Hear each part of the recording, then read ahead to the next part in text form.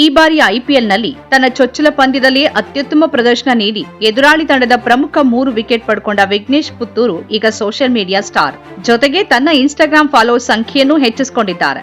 ವಿಘ್ನೇಶ್ ಪುತ್ತೂರು ಎಂಬ ಯುವ ಸ್ಪಿನ್ನರ್ಗೆ ಮಾರ್ಚ್ 23ರಂದು ನಡೆದ ಮುಂಬೈ ಇಂಡಿಯನ್ಸ್ ಮತ್ತು ಚೆನ್ನೈ ಸೂಪರ್ ಕಿಂಗ್ಸ್ ತಂಡದ ನಡುವೆ ನಡೆದ ಮೊದಲ ಮುಂಬೈ ಇಂಡಿಯನ್ಸ್ ತಂಡದಲ್ಲಿ ಅವಕಾಶ ಸಿಕ್ಕಿತ್ತು. ತಾನು ಎಸೆದ 24 ಚೆಂಡುಗಳಲ್ಲಿ 32 ರನ್ ಬಿಟ್ಕೊಟ್ಟು ಚೆನ್ನೈ ತಂಡದ ನಾಯಕ ಋತುರಾಜ್ ಗಾಯಕ್ವಾಡ್, ಹೊಡಿಬಡಿ ದಾಂಡಿಗ ಶಿವಂ ದುಬೆ ಮತ್ತು ದೀಪಕ್ ಹೂಡಾ ಅವರ ವಿಕೆಟ್ಗಳನ್ನು ಪಡೆದು ವಿಘ್ನೇಶ್ ಮಿಂಚಿದ್ರು. ತನ್ನ ಚೊಚ್ಚಲ ಪಂದ್ಯದಲ್ಲೇ ಮಿಂಚಿದ ಈ ಯುವ ಆಟಗಾರನಿಗೆ ಮಹೇಂದ್ರ ಸಿಂಗ್ ಧೋನಿ ಕ್ರೀಡಾಂಗಣದಲ್ಲೇ ಬೆನ್ನು ತಟ್ಟಿ ಶಬ್ಬಾಸ್ ಅಂದಿದ್ರು. ಅಲ್ಲದೆ ವಿಘ್ನೇಶ್ಗೆ ಎಲ್ಲೆಡೆಯಿಂದ ಮೆಚ್ಚುಗೆ ವ್ಯಕ್ತವಾಗಿತ್ತು.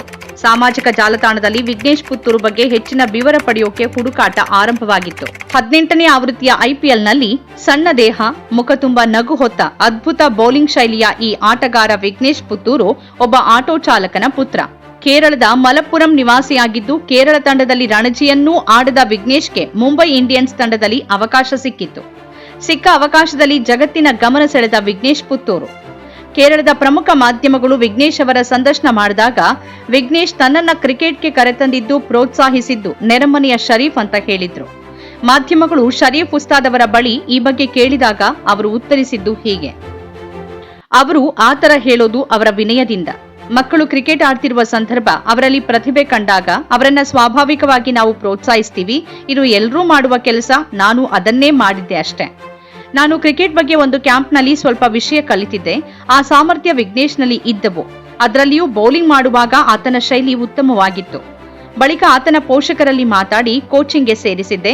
ಅಲ್ಲದೆ ಎಡಗೈಯಲ್ಲಿ ಲೆಗ್ ಸ್ಪಿನ್ ಬೌಲಿಂಗ್ ಮಾಡುವುದನ್ನ ಹೇಳ್ಕೊಟ್ಟಿದ್ದೆ. ಅಲ್ಲದೆ ಆತನನ್ನ 2-3 ವರ್ಷಗಳ ಕಾಲ ನನ್ನ ಬೈಕ್ನಲ್ಲಿ ಮೈದಾನಕ್ಕೆ ಕರ್ಕೊಂಡು ಹೋಗಿದ್ದೆ ಅಂತ ಹೇಳಿದ್ದಾರೆ. ನಾನು ಆತನನ್ನ ಆಟಗಾರನನ್ನಾಗಿ ಮಾಡಿದ್ದಲ್ಲ, ಆತನೇ ಆಗಿದ್ದು. ಕೋಚ್ ಬಳಿ ವಿಘ್ನೇಶ್ ಕಲಿತಿದ್ದಾನೆ. ಈಗ ಉತ್ತಮ ಪ್ರದರ್ಶನ ನೀಡಿದಾಗ ನಮ್ಮನ್ನೆಲ್ಲ ನೆನೆದುಕೊಂಡ ಅಷ್ಟೇ ಅಂತ ಹೇಳಿದ್ರು. ವಿಘ್ನೇಶ್ ಪುತ್ತೂರು ಜನಮೆಚ್ಚುಗೆಗೆ ಪಾತ್ರವಾದಾಗ ತನಗೆ ದಾರಿದೀಪವಾದ ಶರೀಫ್ರನ್ನ ವಿಘ್ನೇಶ್ ಮರಿಲಿಲ್ಲ.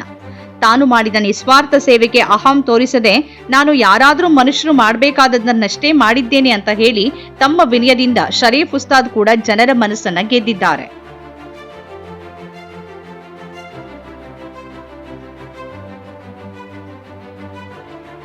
ನಮ್ಮ ಕಾರ್ಯಕ್ರಮಗಳನ್ನು ನೀವು ನೋಡ್ತಾ ಇದ್ರೆ ನಮ್ಮ ಚಾನೆಲ್ ಅನ್ನ ಸಬ್ಸ್ಕ್ರೈಬ್ ಮಾಡಿ, ಪಕ್ಕದ ಬೆಲ್ ಐಕಾನ್ ಒತ್ತಿ ನಮ್ಮನ್ನ ಬೆಂಬಲಿಸಿ.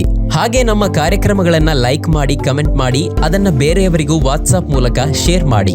ನೀವು ಹೀಗೆ ಮಾಡಿದಾಗ ನಮ್ಮ ಚಾನೆಲ್ ಮತ್ತಷ್ಟು ಜನರಿಗೆ ತಲುಪಲು ನೀವು ನಮ್ಮೊಂದಿಗೆ ಸಹಕರಿಸಿದ ಹಾಗಾಗುತ್ತೆ. ಇದು ನೀವು ಯಾವುದೇ ಖರ್ಚಿಲ್ಲದೆ ಕೆಲವೇ ಸೆಕೆಂಡುಗಳಲ್ಲಿ ನೀಡಬಹುದಾದ ಸಹಕಾರ. ಧನ್ಯವಾದಗಳು.